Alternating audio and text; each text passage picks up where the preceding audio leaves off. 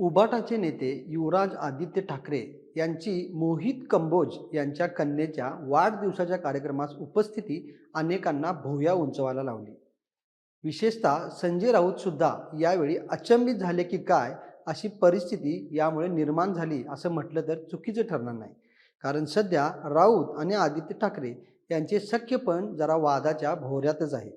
त्यातच ही घटना म्हणजे राजकीय तर्कवितर्कांना आयतेच कोलीत. मोहित कंबोज आणि ठाकरे कुटुंबियांचं एकेकाळचं राजकीय घमासान अवघ्या राज्याने पाहिले होते. पण अचानक आदित्य ठाकरेंनी यू टर्न घेऊन या कार्यक्रमास उपस्थित होण्यामागे युवराज का मोहित झाले आहेत आणि कोणत्या गोष्टीची मोहिनी त्यांनी आपल्यावर पाडून घेतली आहे हे कळायला मार्ग नाही आहे. स्वतः आदित्य ठाकरे भाजपशी सूत जुळून घेण्याच्या प्रयत्नात आहेत का?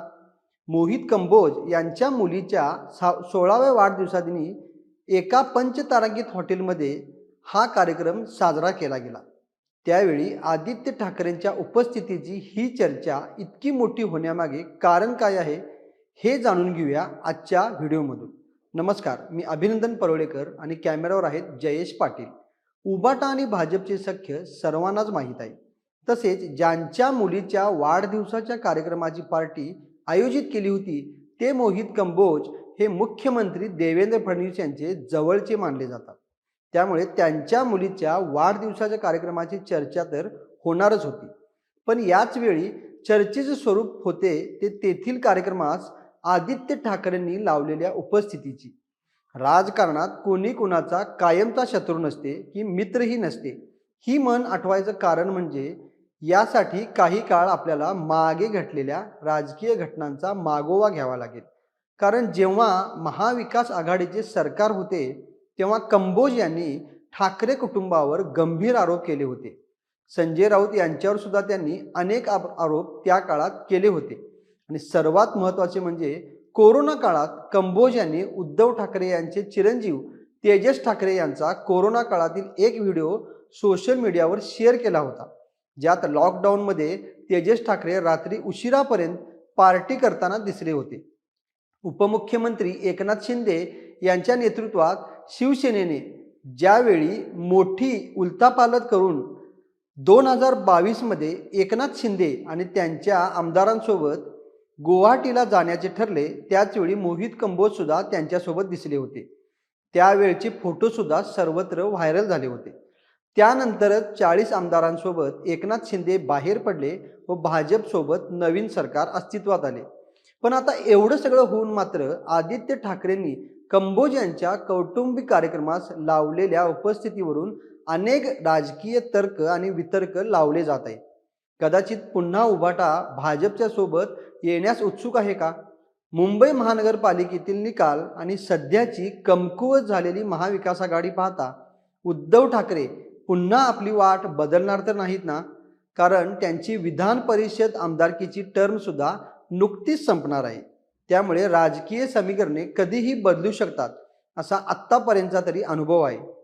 साजिश की सौगत पहनकर बैठ गए, अनचाहे हालात पकड़कर बैठ गए, जिनको मेरा हाथ पकड़कर चलना था, हैरत है वो बात पकड़कर बैठ गए, अशी भावना मुख्यमंत्री देवेंद्र फडणवीस यांनी विधान परिषदेतील निवृत्त सदस्यांच्या निरोप समारंभात उद्धव ठाकरेंच्या बाबत बोलून दाखवली होती.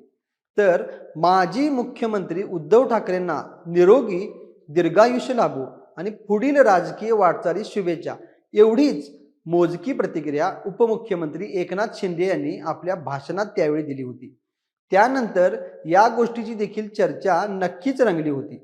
सध्या आदित्य ठाकरे आणि संजय राऊत यांच्यात देखील वाद झालेला अवघ्या महाराष्ट्रात पाहायला मिळाला होता. त्यावर वादावादी नाही, अलबेल सर्व काही असा पूर्णविराम या वादावर दिला गेला. पण पडद्यामागे काहीतरी वेगळंच सुरू होतं. कंबोज यांच्या या पार्टीत फक्त आदित्य ठाकरे यांनीच नाही तर मुख्यमंत्री देवेंद्र फडणवीस, मनसे नेते राज ठाकरे, खासदार सुप्रिया सुळे, खासदार श्रीकांत शिंदे, मंत्री आशिष शेलार, आमदार मिलिंद नार्वेकर यांच्याप्रमाणेच अनेक राजकीय नेते, तसेच व्यावसायिक अनिल अंबानी आणि चित्रपट क्षेत्रातील कलाकार शाहरुख खान, संजय दत्त आणि जॅकी श्रॉफ यांनी देखील उपस्थिती लावली होती. आदित्य ठाकरे यांच्या कंबोज यांच्या कन्येच्या कार्यक्रमात जाण्यावर उबाटाचे खासदार संजय राऊत म्हणतात की राज्याची संस्कृती हे सांगते राजकीय मतभेद असले तरी सामाजिक आणि कौटुंबिक कार्यक्रमात कटुता बाजूला ठेवून सहभागी झाले पाहिजे. त्यावर पत्रकाराने विचारले की एकनाथ शिंदे यांनी जर कार्यक्रमास बोलावले तर जाल का? यावर त्यांनी आधी बोलवावे तरी, असे उत्तर राऊत यांनी दिले. याबाबत तुम्हाला काय वाटते? पुन्हा जुने मित्र एकत्र येतील का, की ही फक्त आणि फक्त कौटुंबिक भेट होती? आदित्य ठाकरे काही नवीन राजकीय समीकरण जुळवण्याचा प्रयत्न करत आहेत का? देर आहे दुरुस्त आहे अशी तर परिस्थिती उबाटाची झाली नाही ना, की यात काहीही राजकीय नव्हते? यावर तुमच्या प्रतिक्रिया कमेंट करून आम्हाला नक्की कळवा आणि महा MTVच्या यूट्यूब चॅनलला सबस्क्राईब करा. धन्यवाद.